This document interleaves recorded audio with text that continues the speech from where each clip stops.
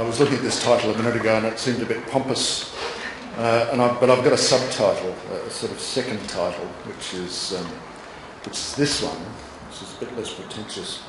And I was thinking about this. I was thinking about this because as I wrote the talk, I thought, now, wouldn't it be a good idea? We've got ICRS in July next year to get a small group of people together.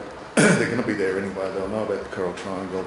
I'll seduce them by offering a nice venue somewhere, maybe an island, and 6 or 8 of us will go somewhere and we'll write something cool about the Coral Triangle.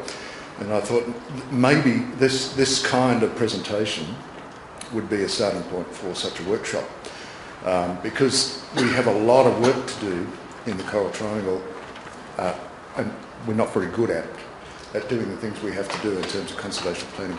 So in that spirit, I'm putting up at the end of the talk 8 things. It doesn't have to be 8, it's just how many I thought of yesterday. But 8 things that we really have to move on fairly quickly if we are serious about doing effective conservation planning in the Coral Triangle. So here's some background, and so I'm going to go back now, give you some context, and then finish with the slides with the 8 things. This is Jamie Kirkpatrick, who basically invented systematic conservation planning and published that for the first time in 1983 using plants in Tasmania. So the idea actually arose for the first time in Hobart. And a few other people slightly later came up with the same basic ideas independently, but Jamie was the first. So I date our field of systematic conservation planning from 1983 when his first 2 papers came out. It's almost 30 years old. And we've done a lot of things in that time. So systematic conservation planning has a lot of characteristics, but key ones are it's based on explicit objectives and it's based on repeatable, defensible decisions, transparent decisions as far as possible. It's over that almost 30 years, we've done a lot of work. There's now hundreds of people around the world working on this field. A lot of work, in particular in the last decade, on marine systems.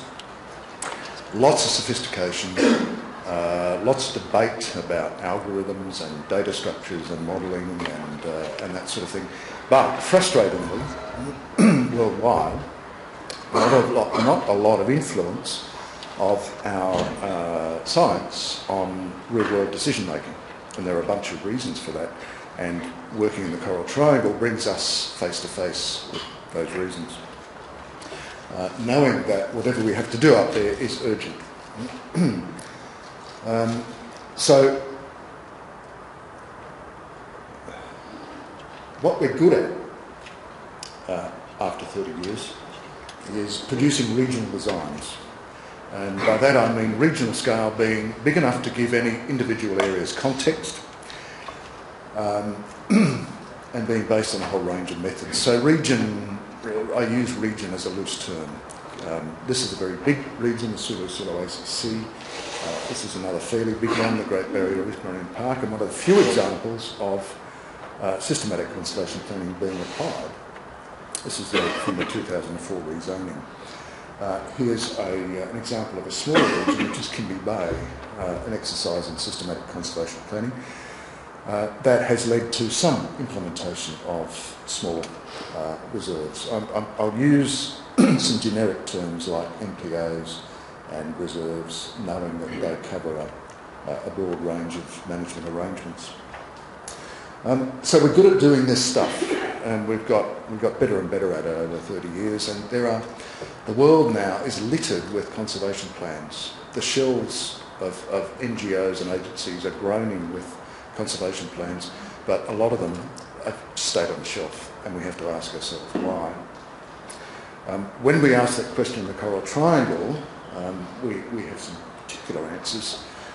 For those who don't know, that's clearly the Coral Triangle. It takes in the Solomons, PNG, Timor-Leste, a big chunk of Indonesia, a little bit of Malaysia and the Philippines, 6 countries.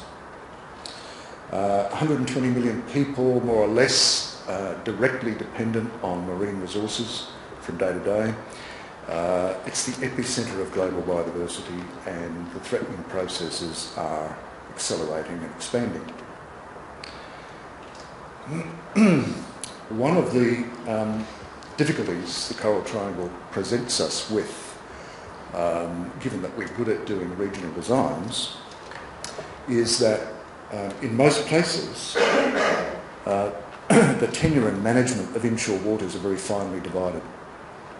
Here's an example from Fiji, which strictly is not in the Coral Triangle but may as well be for all sorts of reasons.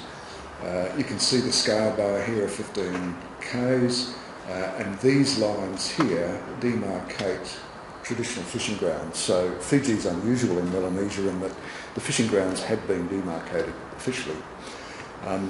All of those waters are owned, managed and used by people. That's one constraint, of course. And a lot of those people have nowhere else to go if they can't fish.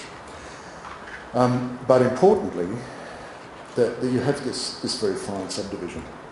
Here's another example. In the Philippines, from Rebecca Weeks' work, this is one small island, as you can see, in an archipelago. And there are, I think, 5 municipalities. These are the dark lines here. And right across the Philippines there are something like 800 coastal municipalities. And some time ago, the responsibility for establishing and managing MPAs in the Philippines was devolved to municipalities. So there are lots of individual groups of people making decisions. So one way or the other, whatever we do in the Coral Triangle, we're going to have to do in lots of little bits, and that presents us with an unfamiliar challenge, as well as the socio-economic context. So we have these two problems. One is scaling up, scaling down. And I'll just introduce them briefly and then talk about some of the difficulties they present. So scaling up, there are people out there, independently of any regional designs, putting lots of things in place. And for the best of intentions, often with very local contexts, not having the benefit of the bigger picture. And one of the things that's starting to happen, especially in the Philippines, is that people are saying, you know what, we need to coordinate these things so that we're doing better at achieving objectives, explicit objectives for conservation. And so we'll get municipalities to work together and we'll start making decisions that will end up being different than if we let municipalities proceed independently. So that's scaling up. And scaling down, we know something about scaling up. We almost know almost nothing about scaling down, but I'm going to argue that we have to do it. And that's, we start with a bigger picture, because bigger pictures give us things that scaled up small decisions don't give us. That's context. And one of the things we do, as I said, is produce lots of regional plans, regard them as endpoints and put them on a shelf, where in fact we should be regarding them as starting points, because inevitably when you do a regional plan you get things wrong, because you cannot have all the local information on people, their preferences, on biodiversity, on threats. So inevitably, as we start to turn these big things into local actions, we will find we've made mistakes, we'll find surprises, we'll have to change the actions, the location, the size, the kind of management that we thought we were going to put in place, and that will in turn, once we establish those, feedback, and we'll have to adjust our designs to some extent. So we can imagine the scaling down process as being a very protracted one, where we regard our initial designs as things that adapt and evolve, except that we tend to regard them as endpoints and put them on shelves. And that means that they progressively become outdated because they're not evolving and adjusting to local circumstances, which means maybe we've wasted a lot of time and effort and expertise. So here's a couple of assertions about spatial planning that I think are intuitive, but we don't have a lot of data to back it up. One is that to do with limits of scaling up. I would argue, and this is intuitive, I don't have much data to base this on, that scaling up is going to be most effective for us for objectives that don't require emergent properties over large regions.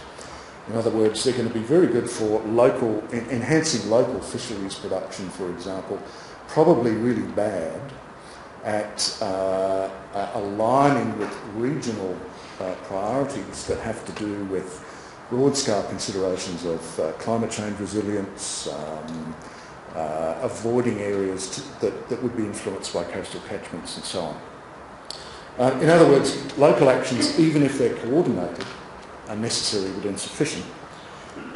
And there are limits to scaling down. And again, I'm arguing that we will need regional designs to give us the big picture, especially for some objectives. But we have to see regional designs as inherently wrong to some extent. They're the starting points of an adjustment process. So regional designs are necessary but inevitably flawed. And these are the two kinds of processes that we're going to have to work with in something like the Coral Triangle. Here's a few more assertions, again with limited data, to do with objectives, and we could discuss whether these are arranged correctly. But I'm trying to order some objectives, and there are many more, from things that we can achieve locally without too much context to things that we really need broad context for in doing regional planning and achieving objectives over large regions. So my assertion is that as we go from the top to the bottom, scaling up is less effective and regional designs are more and more important. This is pretty well a data-free presentation, but here's some data. And this is from a PhD thesis of Marona Mills, who finished up this year. And what she did in Fiji was to project 10 years forward two kinds of decision-making with community-based NPOs. So this is a continuation of the kind of ad hoc, uncoordinated decision-making, as far as she could project it based on talking to locals about how they made decisions. And this is a theoretical maximum achievement, same number of NPAs being put in place, same total area, over the same time. And this is done with optimising software. Now, we're not expecting to run optimising software and have all those things happen in the real world, but this gives us an envelope of possibilities, if you like. So we're going to be working in this space. This is about as bad as we could do. This is theoretically the best we could do. But scaling down inevitably will sacrifice some theoretical optimality in the interest of actually making stuff happen on the ground. Because we'll depart from our optimal designs because people won't want to do what we would like them to do, or our data will have been wrong to some extent, and we'll have to change things around. And that means we'll drop below this. Hopefully, scaling up or coordination will lift us above that bottom line. And the objective here, this is just one, this refers to this dot point here. This is representing a sample of the inshore marine habitats. So it's a reasonably straightforward objective. It's very likely that these kind of curves will be specific to different socio-economic circumstances and that they'll vary between objectives. And we don't know where scaling up and scaling down meet. We don't even know how to stitch them together because nobody's done it. Okay, so that's the context. So 8 things to get right.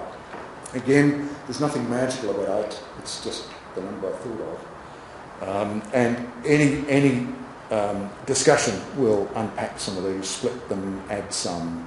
But this is a starting point.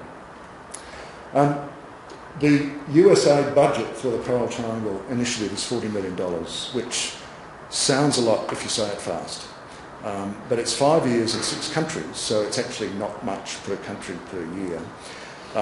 But let's say it's a good start. It's a lot of money by most people's standards.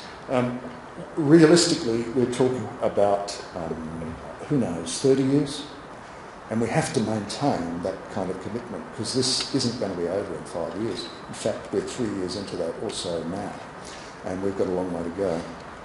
So clearly $40 million isn't going to do it anyway. There's more money going into the Coral Triangle from other sources, but I don't think we've even started to understand how much it might cost to do this. But we keep saying it's important. I think that it's going to be harder and more expensive to achieve the big picture objectives like resilience to climate change, like avoidance of land-derived threats, than the local objectives that are more immediately relevant to livelihoods. If we're good, we could convince a lot of people, and we need to talk to a lot of people. Right? There are 800 coastal municipalities in the Philippines alone, and there are lots of communities in lots of other places. If we were good, we could convince them that if they set aside certain kinds of closures, they would get more fish. They would be able to feed their kids better, they'd have more cash to send their kids to school, whatever. But as we move away from those immediate apparent benefits to things that would manifest as benefits down the track, we think, in resilience to climate change and all those other benefits, it will be harder and harder to convince people they have to give things up for those, and we'll have to think about what incentives are needed. And there'll be lots of incentives, and they'll be culturally, hopefully, specific. Scaling up is a big enterprise, and it involves a big investment of time and funds for coordination, and it doesn't always keep going when the funds run out. So it is a long-term commitment if we're serious about it. Scaling down is also a long-term commitment. We don't know really how long, but we're talking decades, I think, not years, to put a regional plan in place and translate it into local actions and adapt that plan through time, update the data, re-engage with the stakeholders and keep it moving and alive is a big challenge for us. Institutions are not geared up to do that. Institutions raise money, produce a plan, tick it off, and that's the end of it. We need institutions that will rethink that whole process and see it through time. We've got to be careful with regional designs, and depending on the audience, if you put up a regional design which cannot be correct locally, everywhere, maybe even nowhere, there's a danger of being laughed out of the room by people who understand the local situation. In a different audience, the danger is someone might take it too seriously and say, that's it, that's the answer, let's go and make all those things on the map into MPAs, and that would be potentially disastrous. So we have to manage those expectations somehow. We have to be careful about scaling up because there is momentum to do that. There are exercises underway. There are rules being developed to do that are very sensible, but we want to try to avoid getting 10 years down the track and saying, oh, bugger, if we'd had the right kind of regional design, we might have done better. Second last, what governments and NGOs are really good at doing is establishing reserves, including MPAs, in the places that are easiest to put. And that's easy. That's the easy way to do it. It's the cheapest way to do it. You piss fewer people off, and if your measure is hectares, you've got lots of gain to show. The trouble is the measure is not hectares. The real measure is avoided loss of biodiversity and ecosystem services, and residual reserves that fit around extractive uses are not very effective at achieving that. So we have to, I think we need some more sensible measures of what constitutes progress in establishing MPAs in the Coral Triangle as well as elsewhere. And finally, we must expect that there'll be trade-offs between objectives. We cannot have all the inshore waters, and that means that to fully achieve one objective means that we will probably not fully achieve other objectives, and we have to be prepared for that and think about what it means. So we've got a lot to do. and lots of people depend on it, lots of biodiversity depends on it, and we have to lift our game, and soon. Thank you.